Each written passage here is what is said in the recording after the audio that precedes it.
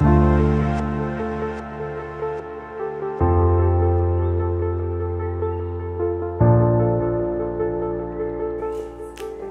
simplesmente amo esse tema de hoje, que é a saúde, a doença, a cura.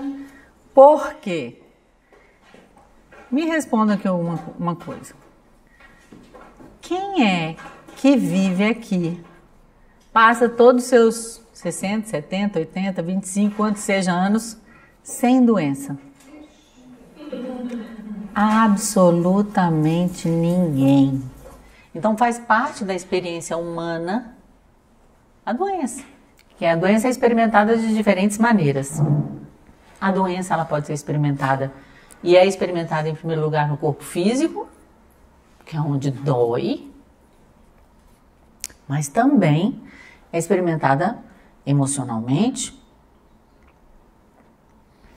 Quem aqui já ficou doente no corpo físico? Quem já ficou doente no corpo emocional e sentiu muita dor?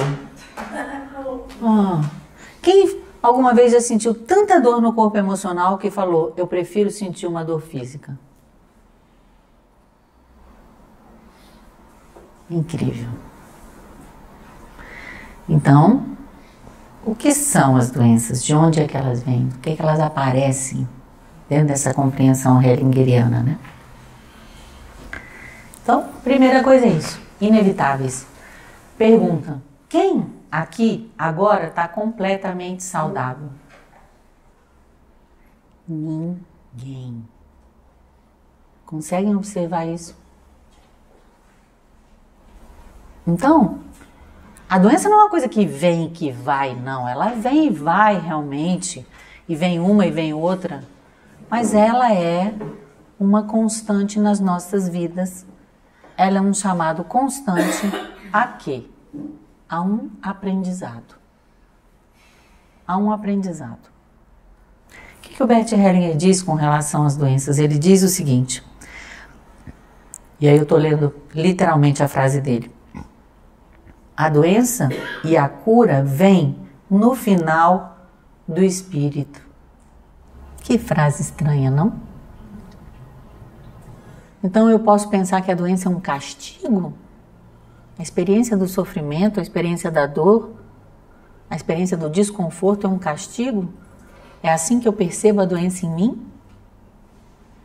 Se for assim, então, se vem do espírito, vem como se fosse um relho de algo externo e que eu percebo muitas vezes na minha consciência como, eu fiz alguma coisa errada, então eu mereci essa doença. Ou eu mereci essa situação. Mas se a doença, ela é uma coisa que faz parte da vida, será que não haveria uma outra maneira de olhar para a doença que não fosse como um castigo inevitável? Então a primeira coisa é que ela é uma parte inerente da experiência humana, que ela tem uma raiz espiritual, e ela vem trazer uma mensagem. Ela vem trazer um aprendizado. Um aprendizado que, em última instância, é um aprendizado de reconexão, de sintonia com o espírito. Claro que esse é um tema que Bert Hellinger abordou muito na literatura dele, mas eu tenho especial carinho por esse livro. A primeira vez que eu li, eu não dei bola nenhuma para ele, que eu falei, ele está repetindo tudo que ele já disse em outros livros e colocando com o nome A Cura.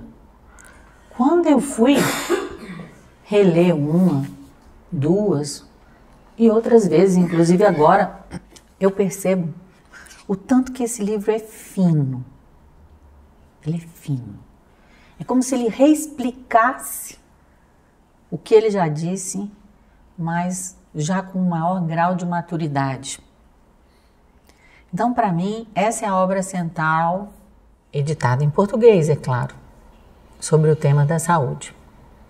Fora essa obra, Bert Hellinger também fez estudos pontuais. Ele fez estudos, por exemplo, sobre o câncer. Então, sobre o câncer, nós temos um livro editado pela Cultrix que se chama Desatando os Laços do Destino. Um livro bem antigo, onde ele relata as experiências dele com relação ao câncer e os descobrimentos dele em relação ao câncer.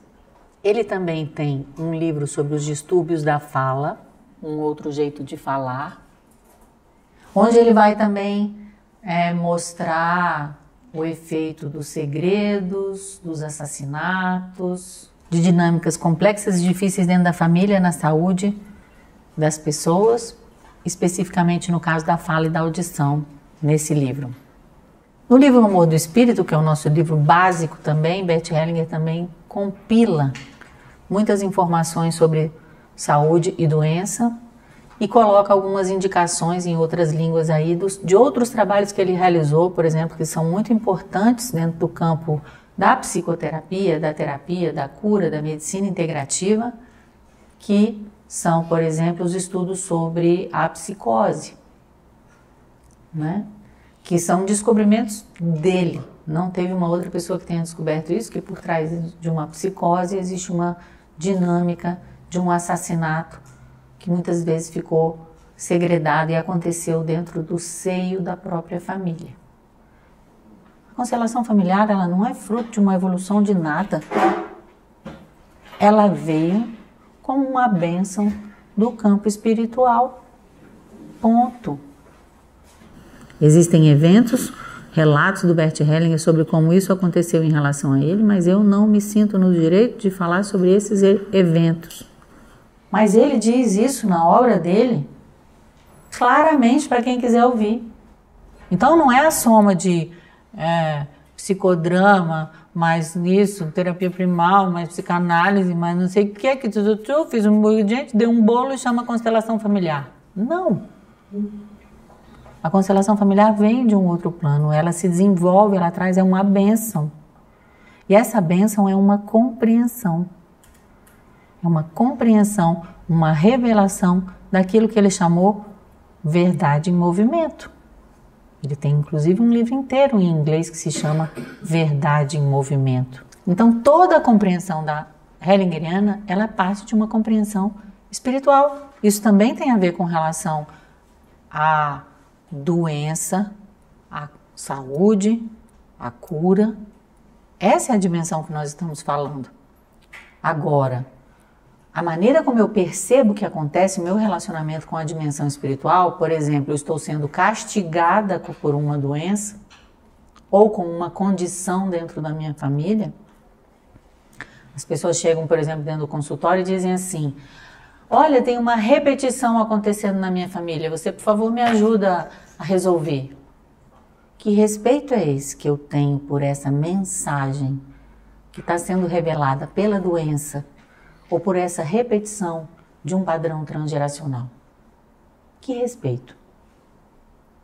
É como se eu quero me livrar daquela doença, eu tomo uma pílula, eu vou num constelador, eu levo meu carro para oficina mecânica, e se eu sou bem New Age, eu tomo remédios quânticos. Entende? Mas é a mesma coisa. Isso está errado? Não, faz parte também. O conhecimento científico também buscou conhecer a realidade de uma determinada maneira e nós temos imensos benefícios e por que não também tomar remédio?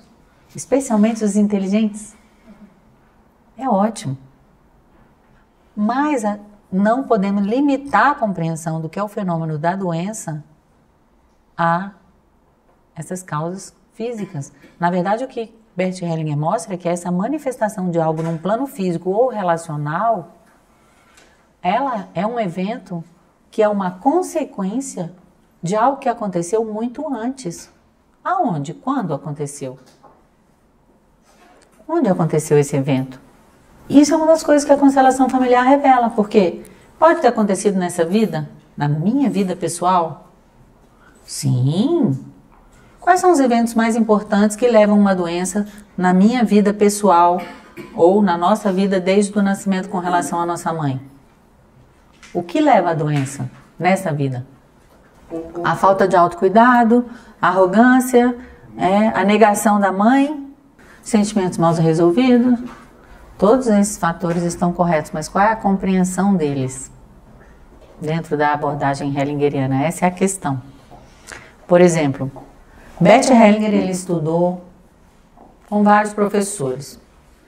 Um deles, por exemplo, que na verdade ele estudou análise transacional, mas ele estudou análise transacional, conheceu a análise transacional através de uma terapeuta que se chamava Fanita English. Mas uma das coisas que a análise transacional revela são os roteiros de vida e muitas vezes alguns sentimentos que as pessoas experimentam. O que o Bert Hellinger viu além, por exemplo, desse trabalho, foi que muitas vezes eu tenho sentimentos que são sentimentos primários, que são sentimentos que realmente colocam algo em movimento, mas também eu tenho sentimentos secundários, que são aqueles que me fazem permanecer constantemente num estado de sofrimento. É aquele tipo de sentimento que não leva a lugar nenhum. Fico sofrendo. Então uma coisa é a dor, outra coisa é o sofrimento, e ele percebeu que também muitos desses sentimentos são adotados, ou seja, vêm de outras pessoas, de outras situações, vêm de uma hereditariedade, de uma transgeracionalidade. Que essa é uma base do nosso conhecimento. Então essa doença, que é causada por um sentimento de raiva, um sentimento de falta de cuidado próprio, um sentimento de arrogância, ela pode ter essa origem transgeracional, ser adotada de outra pessoa, ela ser um fruto de um processo, digamos, neurótico de apego a uma imagem e a uma ideia que gera sofrimento, porque toda cura ela envolve uma despedida de uma determinada esperança, de uma determinada história que eu me contei, que no fundo é uma história que é alimentada, se manifesta, aparece nesse sentimento secundário, em looping. Bert Hellinger fala sobre tudo o que acontece em decorrência da negação da mãe e da negação do pai. Então, fica fácil da gente entender, a partir de um ponto de vista relacional, como eu retorno à saúde. Retornar à saúde é retornar para o meu lugar e completar também aquilo que ficou interrompido em relação ao meu pai e minha mãe. E nesse caso, tem o trauma. Dentro dessa história de vida não tem só a negação, mas eu assumi o lugar de uma outra pessoa ou um destino que veio da minha família, mas tem um movimento de amor interrompido. Mas a saúde, então, ela vai começar a fluir todas as vezes onde eu consigo tomar mais meu pai e minha mãe, em todos os momentos, em todas as situações onde tem um fluxo de amor interrompido. Então, eu tô doente, como amo mais? Mas como amo mais? Com um amor que cura, porque toda doença também é fruto de um amor cego que adoece. O amor que adoece, o amor que cura, deve ser porque também é o mesmo amor. Só é uma questão de, digamos, a polaridade, né? Porque, veja bem, qual é o amor que adoece na compreensão de Bert Hellinger? Eu já falei para vocês que ele chama amor à beira do abismo, amor cego, amor que adoece, amor do espírito, amor que vê, amor que cura. Tem um monte de amor na literatura hellingeriana. Cada um desses é um conceito. O que é o amor que adoece? É o amor que não enxerga o amor do outro. Muito bem. É um amor que não enxerga o amor do outro. É um amor que assume cegamente o destino de uma outra pessoa dentro da família. É um amor que coloca a sua vida em risco, que não se importa com a sua própria saúde. Muitas vezes é mais importante uma ideia, um partido político, um projeto, algo que eu sinto instintivamente que eu tenho que fazer. Porque nós já sabemos que esse instinto ele vem da consciência coletiva, vem do nosso inconsciente e muitas vezes aquilo que parece instintivo e natural, no fundo, é fruto dessa dinâmica transgeracional da família. Então esse amor que adoece, Bert Hellinger descobriu que existem algumas dinâmicas básicas que estão por trás. Nós já sabemos que a nossa consciência, ela experimenta sentimentos de culpa e inocência. Não é isso? De peso e de leveza. E algumas vezes, alguém se sente muito culpado por algo. Por exemplo, o que faz uma pessoa se sentir muito culpada? Sentir feliz. Ela falou, se sentir feliz. Por que sentir feliz dá sentimento de culpa? Porque eu tenho uma lealdade aos infelizes. Eu tenho uma lealdade aos infelizes, então eu não posso ser feliz. Mas, na verdade, o que acontece? Se eu me torno infeliz junto com os infelizes, eu pertenço ao campo dos infelizes, dos pobres, dos doentes. Aí eu fico feliz de estar infeliz.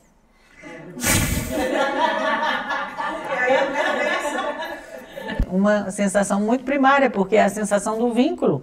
É a sensação do vínculo, da minha existência, do meu pertencimento com a mãe, com a minha família, com tudo. E aí, com isso, eu aumento a infelicidade. E se eu fico doente ou se eu fico pobre, eu aumento. Por isso é um amor cego. O que adianta para o outro que eu fique doente como ele? Que eu fique infeliz como ele? Nada. Por isso esse é um amor cego, mas ninguém escapa dele. Ninguém escapa dele. O que mais? Que pode gerar muito sentimento de culpa. Decepcionar os pais. Muito bem. É um sentimento de culpa também relacionado ao pertencimento, porque o pai quer que ela faça uma coisa, que é a regra vigente da família, e a pessoa faz outra. Então você imagina como é pesado. Ser diferente é muito pesado. É muito pesado. Exige o quê? Exige muita coragem, autoestima, maturidade, adultez, né? Adultez é um adulto. E também está disposto às consequências. E essa consequência, ela pode ser enorme. Pode ser a morte. O que mais que gera sentimento de culpa? Mentira. Mentira, claro. Verdade é um bem universal, não está na Constituição, não? Todo mundo é obrigatório ser verdadeiro. A verdade em movimento. Com certeza. E a mentira, ela vai gerar, e ela também está presente, por exemplo, nas doenças mentais. O que acontece numa psicose? Algo aconteceu muito grave dentro da família, é segredado, faz de conta que não existe, vira um segredo, vira um tabu, vira um impensável. Ou todos sabem que é de um jeito, agem de outro, falam uma coisa, sentem outra. Então, toda incongruência gera doença. Mas qual é a verdade que não está dita na visão hellingeriana? É a verdade de que alguém matou o outro. E esse é o maior sentimento de culpa. Por isso, ele vai estar associado, por exemplo, ao aborto. Então, muito mais comum é o sentimento de culpa de uma mãe que aborta um filho. E o que essa mãe vai dizer? Por não suportar o seu sentimento de culpa. Você por mim, meu filho. E inconscientemente, é claro, divide essa culpa comigo. Filha, você é minha amiga. Vamos bater um papinho. Então ela divide aquela culpa, divide aquele segredo, divide aquela situação, e aquele outro, principalmente se a criança, vai dizer o quê? Sim, mamãe, eu por você. Eu por você. Eu também fico culpado. E se for preciso, morro para que você viva. E se a mãe está experimentando uma doença grave, a criança vai dizer também, eu no seu lugar, com gosto, com prazer. E veja como isso parece tão normal, porque essa também é a base da consciência religiosa, é o eu por você. Então é muito difícil entender e poder vivenciar um corte da simbiose, porque de uma certa maneira essa eu por mim, você por mim, eu por você, eu também, tudo isso é um laço simbiótico, um vínculo negativo construído por esse amor cego. Então o que corta esse encantamento, essa mágica, esse vínculo simbiótico nocivo, é justamente compreender o que significa eu por mim, você por você, como não sendo uma coisa má. Você é má, paciência. Eu por mim, você por você. Eu não posso fazer nada por você. O que isso significa? Você tem que fazer por você. Eu não posso fazer por você. Mas olha o que é a consciência cristã, a consciência da ajuda tradicional que a gente tem. Eu ajudo que eu faça alguma coisa por você. Então a saúde, ela também requer um empoderamento do adulto que tem em mim. Eu tanto tenho que me reconectar com o meu pai, com a minha mãe, e pegar esse amor interrompido, aonde quer que ele tenha acontecido, eu volto no evento. Agora eu vou fazer uma pergunta difícil. Quem teve trauma na infância, levanta a mão. Então, esse evento é o evento que precisa ser revisitado. O primeiro. Mas eu posso dizer uma coisa. Alguns eventos realmente traumáticos, eles são completamente apagados. Mas ficam pequenos vestígios. Dores armazenadas no corpo podem ser resgatadas a todo instante. Ou seja, porque esses traumas acabam que ficam armazenados como? Ficam armazenados no corpo, mas eles ficam armazenados no que diz respeito à Hellinger ciência, eles ficam armazenados enquanto imagens, como uma leitura da realidade. E é muito incrível, porque às vezes um trauma muito duro pode ficar armazenado como um conto de fadas. Não estou falando um conto de fadas desse conto de fadas que tem no livro, não. Eu estou falando como um conto de fadas, como uma coisa bonita. Tão duro, tão duro, tão duro, que eu não consigo nem olhar para aquela verdade ou põe uma corzinha. Então esses traumas são momentos ricos para nós revisitarmos e para poder ter o fluxo do amor que foi interrompido, ter todo para nós agora. Entende? Isso significa mais amor, mais saúde, mais prosperidade para mim e para quem mais? Para todos, mas especialmente os que eu estou intimamente conectadas. Então, se eu estou doente, eu tenho uma responsabilidade comigo mesmo. Mas se um filho meu, um familiar, uma pessoa que pertence à minha comunidade de destino está doente, eu também estou. Eu também estou. Não tenho uma compreensão de uma doença assim tão individual.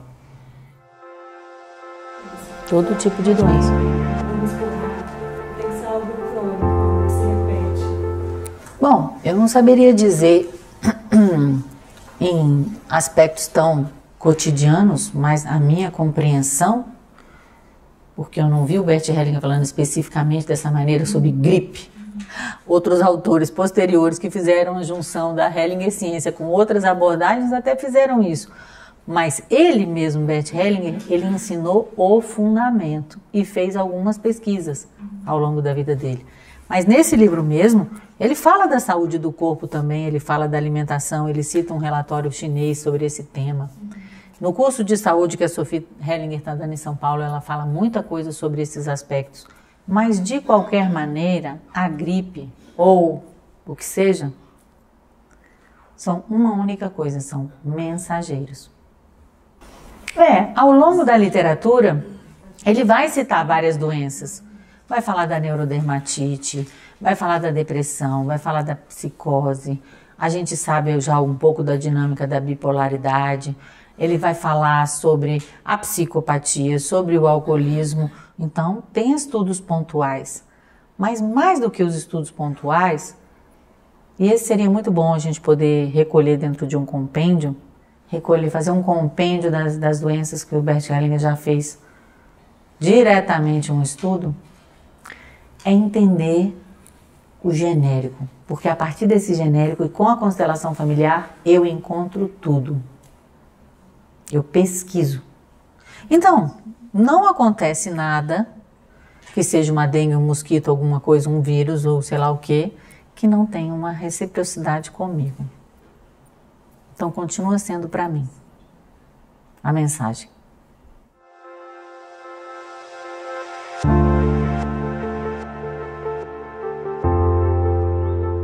A gente teria que analisar muitos fatores, né? E aí esse é um outro tipo de análise, esse já é uma análise sistêmica, histórica e social. Tem doenças sociais, mas eu acho que nós poderíamos talvez deixar isso para um outro nível. Em primeiro lugar, agora saber onde dói em nós mesmos. Agora. E o que acontece com essas imagens internas que causam sofrimento? Elas são esse looping. Todo mundo tem essas imagens. Quais são as minhas imagens prediletas que me causam sofrimento?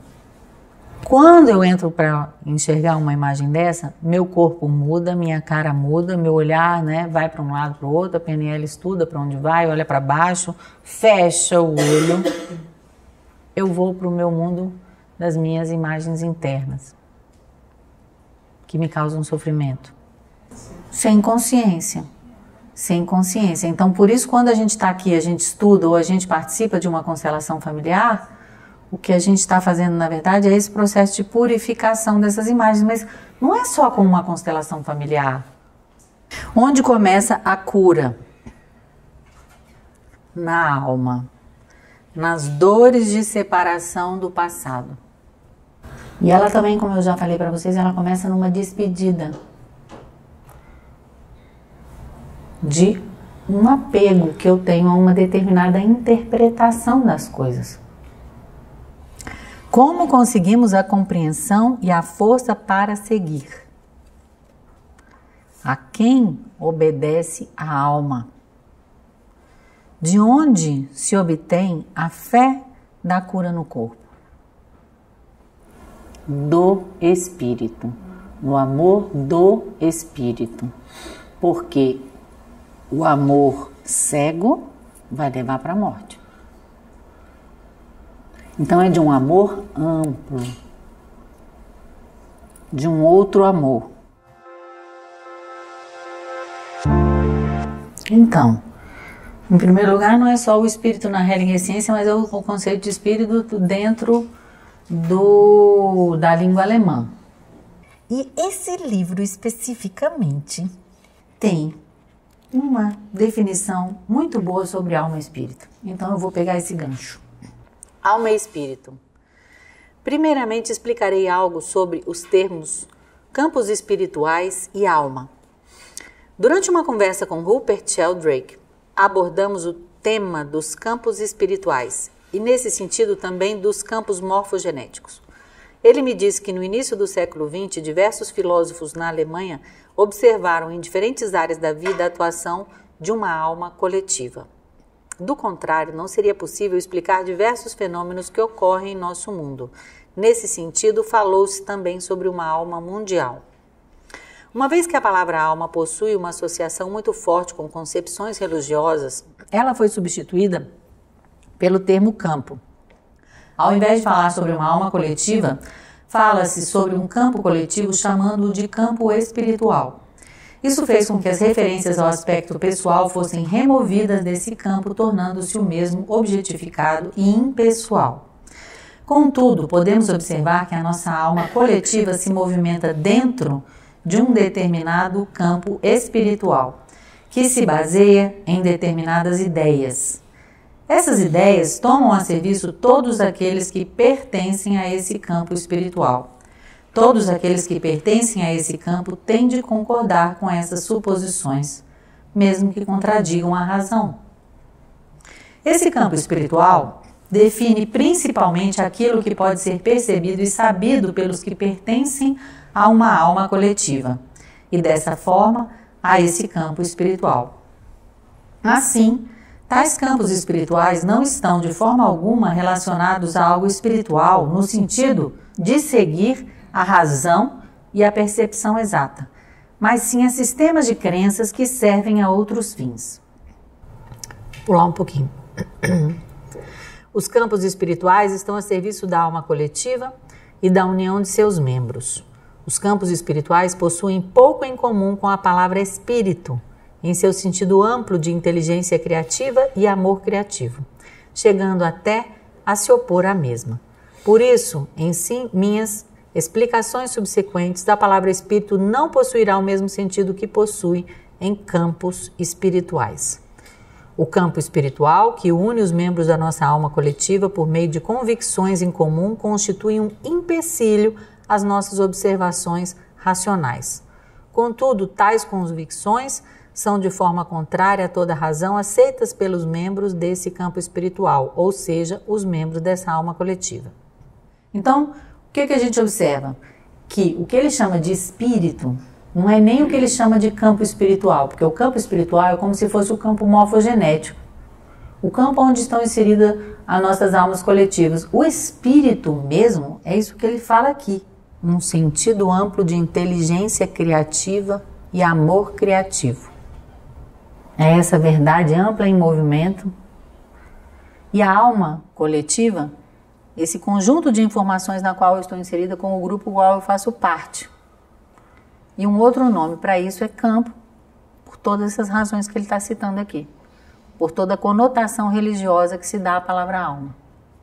Eu só quero falar uma coisa aqui, porque isso aqui é importante. É uma parte importante da teoria, que é o seguinte. A pergunta é possível que um campo espiritual se modifique? Será que é capaz de se liberar das amarras desses sistemas de crença? Rupert Sheldrake observou que um campo espiritual só pode se modificar sob a influência de um outro movimento espiritual vindo do exterior.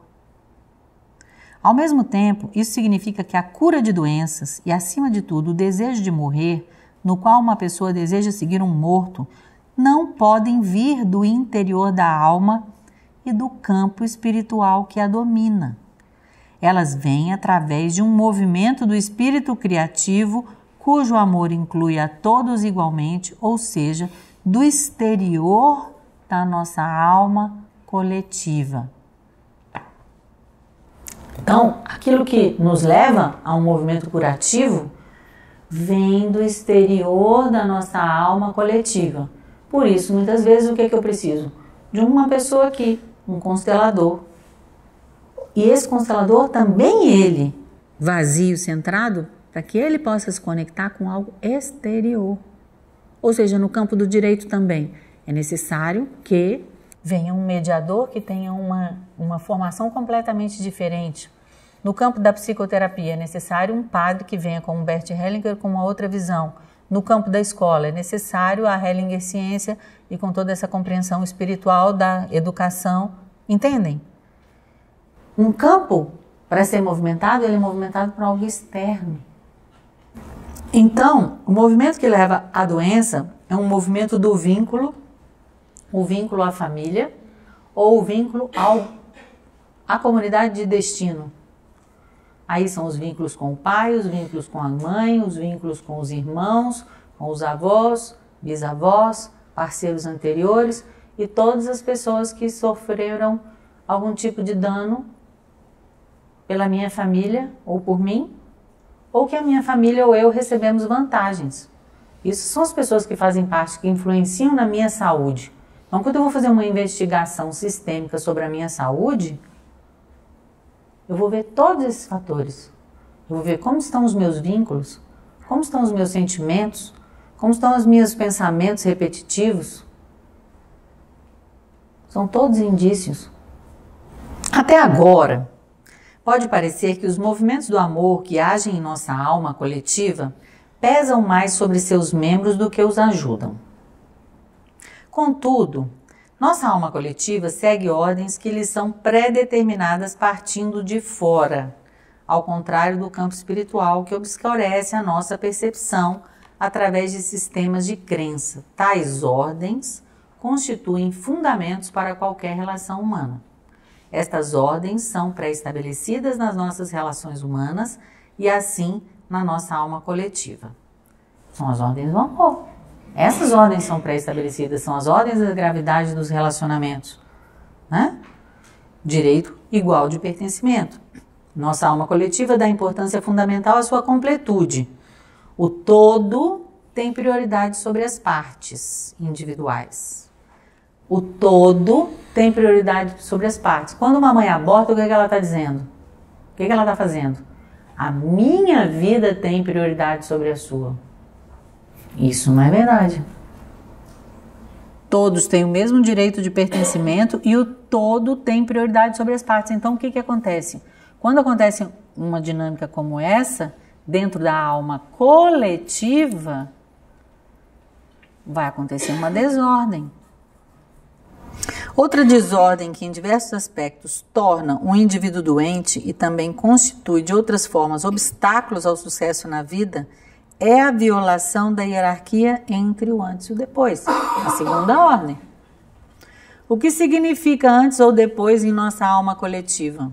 No sentido original, antes e depois são entendidos temporalmente. Quer dizer, aquele que existiu temporalmente mais cedo, ou seja, que nasceu antes do outro, tem precedência sobre os que vieram depois.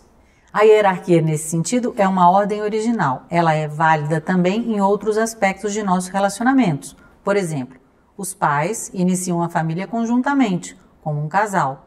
Ambos assumem perante os filhos a primeira posição, a qual não pode ser disputada com eles por ninguém, nem mesmo por uma autoridade. Nem mesmo por uma autoridade.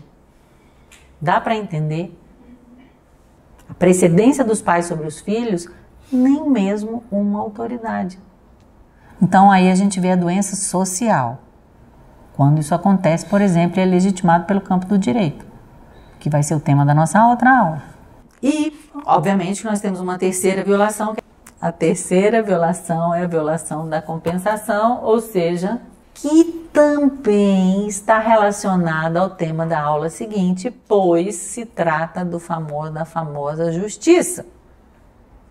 Porque a justiça, num primeiro momento, ela se volta para essa ideia do equilíbrio, um prato aqui e o outro aqui, justo, mas no fundo, ela se baseia por um outro movimento que é: eu tenho mais direito do que você tem direito, ou então eu tenho direito e você não, e isso significa, em última instância, morra. E só para terminar essa parte da aula, eu quero falar de duas coisas aqui muito importantes que tem a ver com essa compensação: a humildade e a paz. A humildade. Envolvidos pelos movimentos do espírito, podemos desejar algo mais que vá além deles? Tais movimentos não são completos a cada momento? O que significa humildade aqui?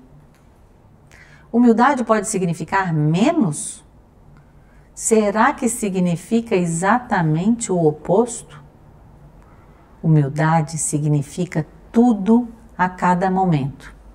Humildade é a sensação de plenitude a qual nada pode ser acrescido, com a exceção do momento seguinte, pleno como o anterior e ao mesmo tempo novo. Como sentimos essa plenitude? Nós a sentimos em nossa calma centrada. O que se poderia acrescentar à mesma? Trata-se de tomar tudo ininterruptamente da forma como é, com uma alegria ininterrupta com relação a isso, uma alegria continuamente nova. É a entrega máxima a um movimento criativo ininterrupto, tornando-se um em tudo com ele. Vocês viram a lapada que ele deu? A tristeza é uma arrogância. A doença envolve uma arrogância. A humildade, olha só, tomar tudo ininterruptamente da forma como é, com uma alegria ininterrupta com relação a isso, uma alegria continuamente nova.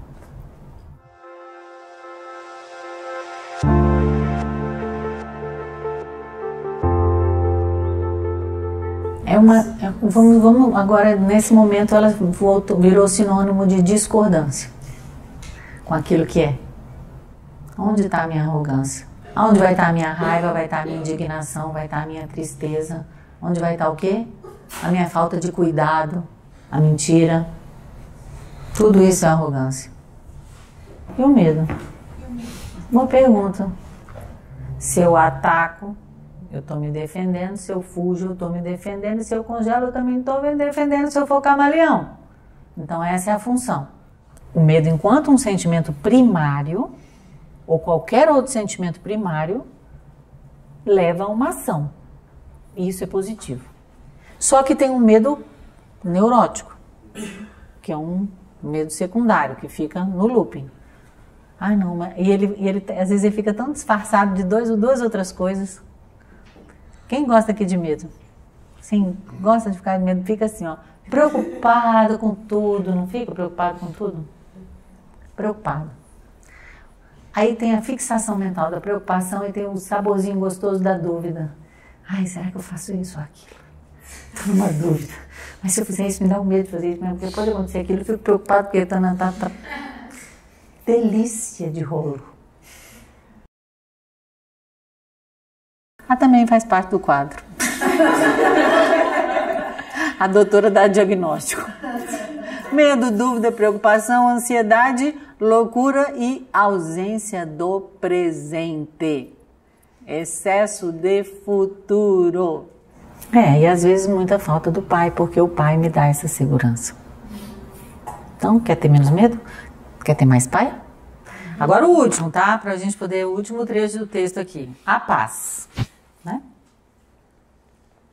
A paz surge quando tudo que era oposto atinge a calma, criativamente. Pois tudo é levado junto num movimento em que os opostos servem o novo que está por vir. A paz é a calma em movimento. Dessa forma, experimentamos a paz do coração como um movimento de dedicação àquilo que finalmente se reuniu, que foi levado e conduzido pelo mesmo movimento criativo. Com essa paz no coração, sentimos-nos em paz com os opostos dentro de nós, em paz com os opostos do passado e do futuro, em paz com os opostos do sexo. Em paz, esses opostos tornam-se criativos dentro de nós, num movimento que concede uma nova paz diariamente. A pequena paz em nós se antecede à paz à nossa volta. Ela a prepara. Ela se torna um movimento curativo que fecha feridas antigas. Um movimento que une criativamente elementos que necessitam uns dos outros e que permanecem independentes entre si. A paz é o retorno ao começo em comum, a fonte em comum. Ela retorna do céu para a terra comum, a mãe original de tudo que vive sobre ela e que, da mesma forma como dela veio, ao seu seio retorna. Essa é uma paz sem assassinato. Porque o assassinato, paz com o assassinato é aquela paz que diz assim, eu vou estar em paz quando eu me livrar da doença. Eu vou estar em paz quando eu me livrar da situação. Quando eu me livrar da pessoa. Essa não é a paz que ele está falando. Essa não é a cura que ele está falando.